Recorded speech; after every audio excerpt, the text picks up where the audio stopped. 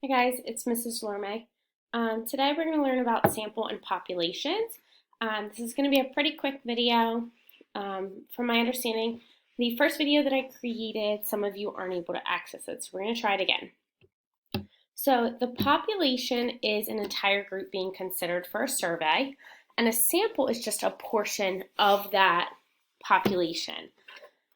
So for example, if I wanted to survey the School of Newark Charter and see what everyone's favorite subject is, there are thousands of students in Newark Charter, and it's just not realistic for me to survey the entire population.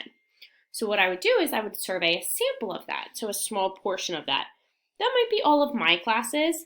It might be every 20th student that walks through the door, or it could be a self-selected survey where I send it out to all of the emails and I just say, hey, this is optional. If you'd like to take the survey, that would be great, thanks.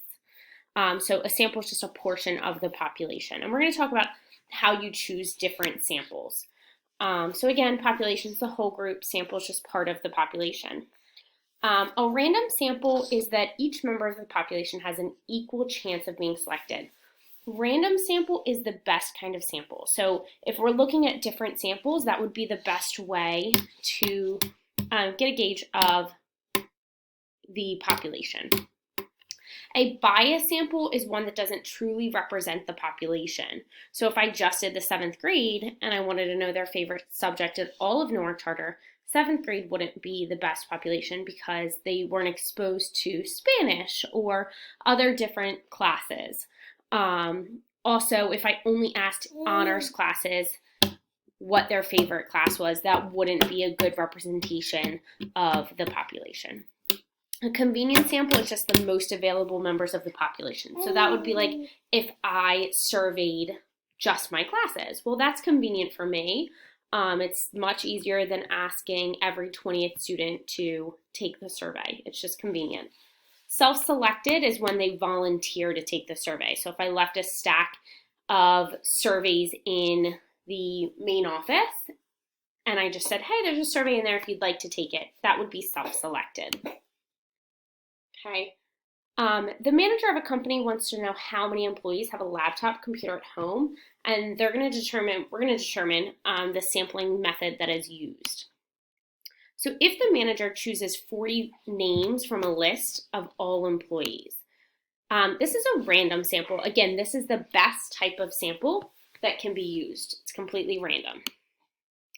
If the manager surveys the first 50 employees that arrive at the office, this would be a convenient sample. That's most convenient for them. It's probably before work hours or at the very beginning.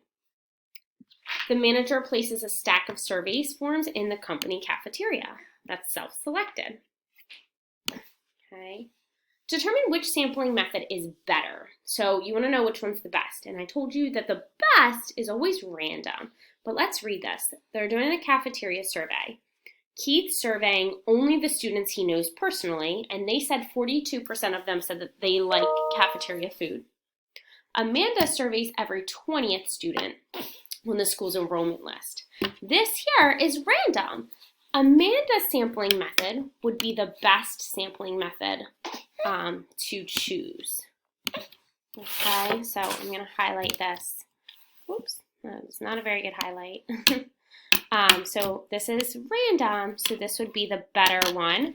Therefore, her results are more valid than Keith's results are. Right, about 22% of the U.S. household have pet fish. Ryland surveys a random sample of households from 2 towns in the state to compare them to the national percentage. So again, the national percentage is 22%. In town A, 25 people have pet fish and 75 do not. In town B, 55 have pet fish and 45 do not. So if I want to compare these to the national percentage, I want to know which one's closer, town A or town B, to the national percentage. You would find the percentage of households that have fish. So you're just going to look at the have fish. Now to do a percentage, remember it's out of the whole thing. So to set this up for A, I have to do the number with fish divided by the total amount, right? The whole town. So it's 25 have fish, and then there's 25 plus 75 people in the town, right? 25 have fish, 75 don't. So that's a total of 100 people in the town. Well, that's really convenient because percentages are already out of 100.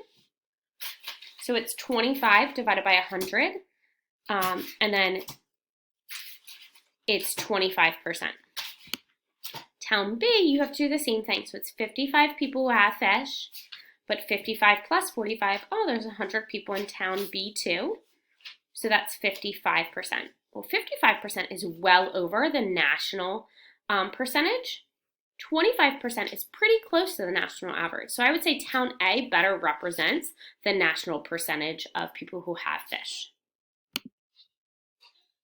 Now we're going to look at biased samples. There's biased samples and biased questions.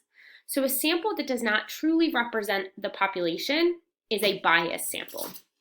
So for example, all of the 7th graders in Richmond who are enrolled in an honors English class, they're not going to best represent the whole population.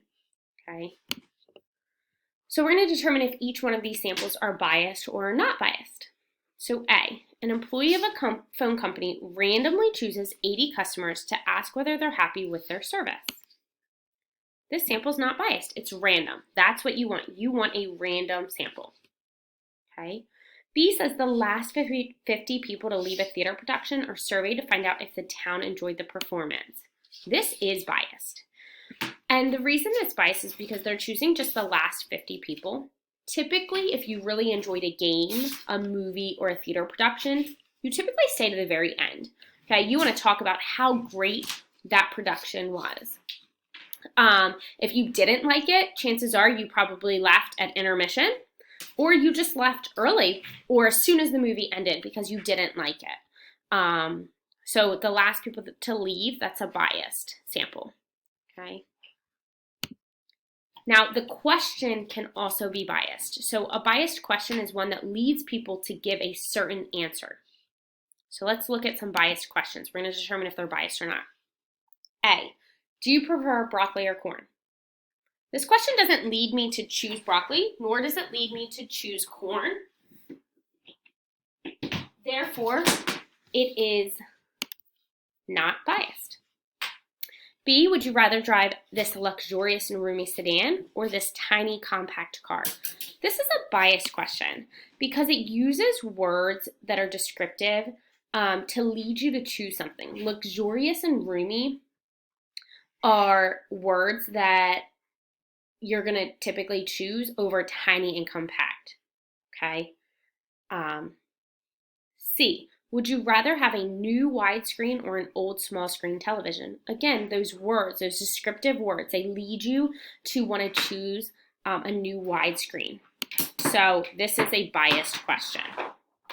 Do you prefer Sunday or Friday? There's no descriptive words. It doesn't try to persuade you to choose a certain day of the week. So it's Sunday or Friday. This is not biased. All right, so you have to just determine if a claim is valid or invalid. Now, a claim is only going to be invalid if the question or the sample is biased. So if the question or sample is biased, the claim cannot be valid. So let's look at this. Marie conducts a survey to find out which animals at the zoo are the most popular among visitors. She decided to sample 30 people outside of the monkey house. The question that she asked was, which animal at the zoo are your favorite? And the claim is monkeys are the most popular. So is it true that monkeys are the most popular animal at the zoo? I want to know if this is valid. Is this claim true? So I have to look back at the sample and the question. Are either one of those biased? If they are biased, the claim is invalid. So sample, 30 visitors outside of the monkey house. So she's only surveying people outside of the monkey house to determine if the monkeys are their favorite. That's a biased sample because if you don't like monkeys, you're not going to go to the monkey house. Okay, I'm terrified of snakes. I'm not going to look at snakes at the zoo. Okay, so the sample is biased, therefore the claim is immediately invalid. But the question that she asks is, which animals at the zoo are your favorite? This is not a biased question, but because the sample is biased, the claim is invalid. Okay, we will look at one more. Jed conducts a survey to find out which animals at the zoo are the most popular among visitors. Determine whether Jed's claim is valid. So the sample is 50 visitors selected at random throughout the day. This is a random sample. That's great. So I know that the sample is not biased. So this, so far, so good. The question that was asked is, which animals at the zoo are your favorite? This is not a biased question. There's no descriptive words to lead you to choose one or the other. Judd's claim is lions were the most popular based on his survey. I would say that this claim is valid because the sample is random and the question's not biased. So this was a great survey that Judd conducted. All right, so now you're going to go ahead on to Schoology and you're going to complete your questions. If you have any additional questions, please feel free to reach out to me. Thanks.